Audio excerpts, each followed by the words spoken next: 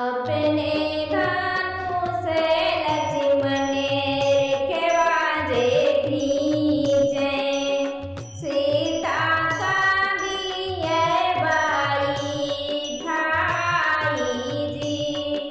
अपने धनुष लक्ष्मण रेखवा जे खींचे, सीता का दिए बाई ठाई जी।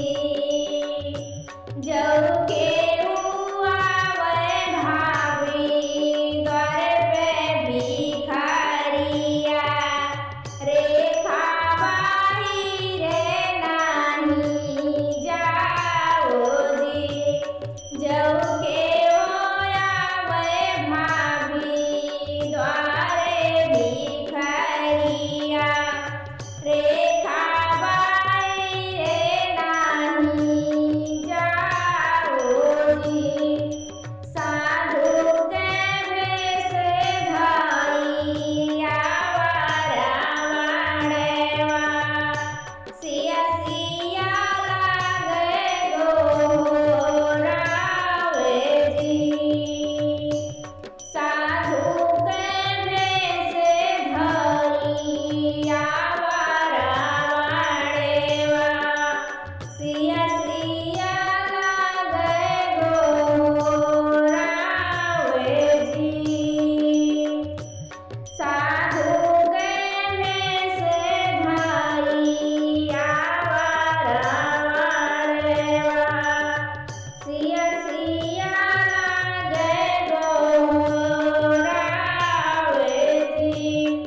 देवना शीतल रानी भिक्षा मारे, लाउटे घरे नाही जाओ जी। इतनी वचने सुनी सीता ले रानी, थरिया भरी भिक्षा लाई जी। इतनी वचने सुनी सीता ले रानी, थरिया भरी भिक्षा लाई जी।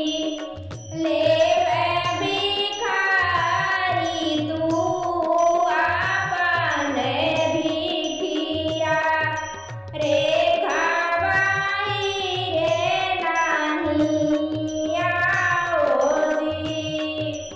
बधी भिक्षा नाही राम लेवे सीता ले रानी, रेखा बाई रे तू आओ जी। बधी भिक्षा नाही हमें लेवे भिखारी, बधी भिक्षा नाही हम लेवे सीता ले रानी। बही रे तो तू ही रेखा आओ जी। जब